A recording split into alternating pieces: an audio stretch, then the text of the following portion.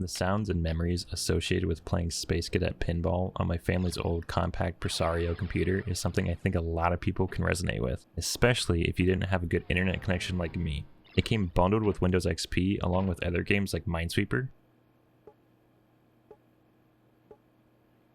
If you knew how to play it, and it was a great way to kill some time. It was an introductory course on playing computer games and becoming familiar with the medium.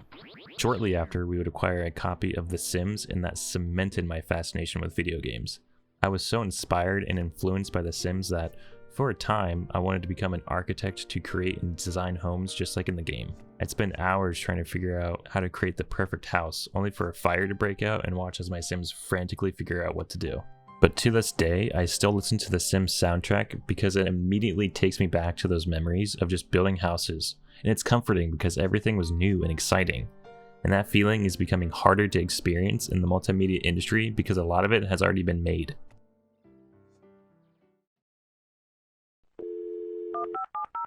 Oh man, this is gonna take a while. Let's talk about something else while we wait. In the year 2005, my parents recently acquired a PlayStation 2. And oh man, did me and my brother play some games on it. We're talking Spyro, Ratchet and Clank, War of the Monsters, SpongeBob, SquarePants Battle for Bikini Bottom, Super Monkey Ball, Spider-Man 2, and those anxiety-inducing pizza delivery missions. Why were there so many pizza delivery missions, and why were they so difficult? And, when the parents weren't around, maybe some Grand Theft Auto San Andreas. Just maybe. You've got mail. Sounds like the internet's working now. Let's go check it out. The family computer that we had was only meant for word processing and checking the occasional email. However, when my mom would check her AOL mail, I noticed there was a small subsection dedicated to games that could be played in the web browser. And like every commercial directed towards kids, don't worry, I asked my parents' permission to see if I could play them. My mom didn't see any harm in letting me play, so she allowed it. It was just a simple point-and-click adventure game. However, every mistake you made would bring the devil closer to you. Make too many mistakes and he catches you, and dude, my 6-year-old self was not prepared for that. I was terrified of that game, but for some reason would keep replaying it just to try to beat it. To this day, I still haven't beaten the game, but it was my first experience with Flash games. However, the terror I felt made me stay away from Flash games for a little bit while I tried to recollect myself. Around 2009, I heard about a small game called Minecraft through a friend and decided to check it out. However, I misheard him and thought he said Mindcraft and spent an embarrassingly long amount of time trying to find it. Keep in mind, this was 2009. The game was still in its alpha state and was just getting an audience, so if you didn't know what the game was called, neither did Google. I remember playing the free demo that was on their website at the time and turning down the render distance to its lowest setting so that it looked like Silent Hill to run efficiently on our computer.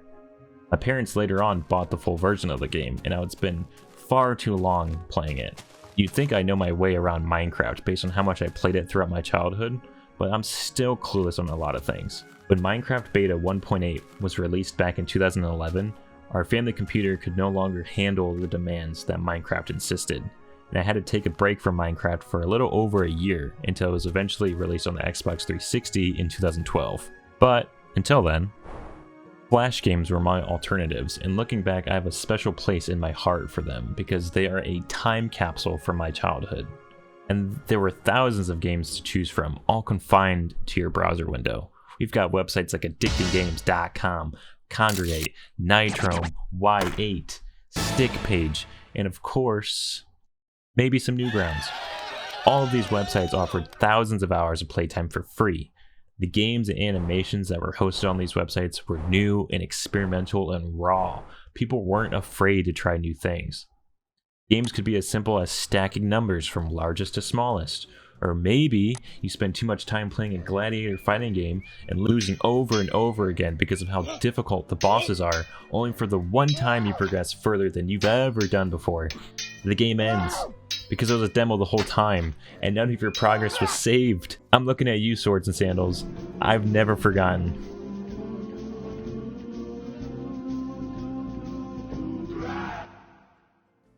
It was the idea of posting something for thousands of people across the world to interact with that was enough of an incentive for creators and hobbyists to join.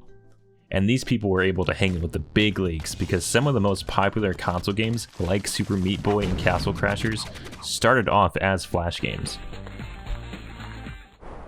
Sites such as StumbleUpon.com were an easy way to find underground websites and games you may have never discovered on your own. StumbleUpon was a website where you could choose which topics you were interested in, and it would send you to a random website that fits that category. It was an effective way to showcase the user things they might have liked in a rapid succession, and it worked pretty well. However, after a couple of years, StumbleUpon was discontinued and replaced with a new website called Mix. Mix stripped out many of the categories you could explore and transformed it into a newsfeed website. That, paired with the recent discontinuation of Flash at the end of 2020, has left many of us, including myself, feeling like a huge portion of their childhood disappeared overnight. However, the death of something is never the end. Oh no, it was the friends and memories we made along the way. Alright, but some of us are stubborn, and we want to be able to hold on to these artifacts of the past indefinitely. And luckily we can. Some Flash game websites offer their own downloadable browser version to play these Flash games, or you could look towards downloading a program that stores Flash games local to your hard drive. And recently that's exactly what I did, and it works flawlessly. There are alternative programs out there, but the one I use is called Flashpoint 9 Infinity. You can decide whether you want to download every game and animation at once, or download them as you discover them. The only difference is in the file size, so pick whichever one works best for you. It is a great way to replay some of your favorite Flash games, while also rediscovering ones you may have forgotten about. Web games still have an audience to this day, but just have evolved to meet the necessary requirements needed to work on modern browsers. Instead of using Adobe Flash, web games now utilize HTML5 or Unity to function correctly. And that seems to be the trend, constantly progressing forward and developing new things that will eventually replace the old. And as someone who is comfortable with routine, that can be difficult, but sometimes it's necessary. Looking back at my history of how I've consumed multimedia has made me realize how much nostalgia can influence what I want to create today. And it directly contradicts my earlier statement with how a majority of everything today is just being remade because it works. It casts a wide net out to a pre-existing audience that hasn't forgotten about it, while also drawing new people in. On my personal computer, I have a sticky note with multiple game ideas written on them, and over half of them relate to games I used to play during my childhood. My history of consuming multimedia has led me to chase that nostalgic feeling that I associate with my childhood. And I think that's something I'll always be doing. And honestly, I'm looking forward to it.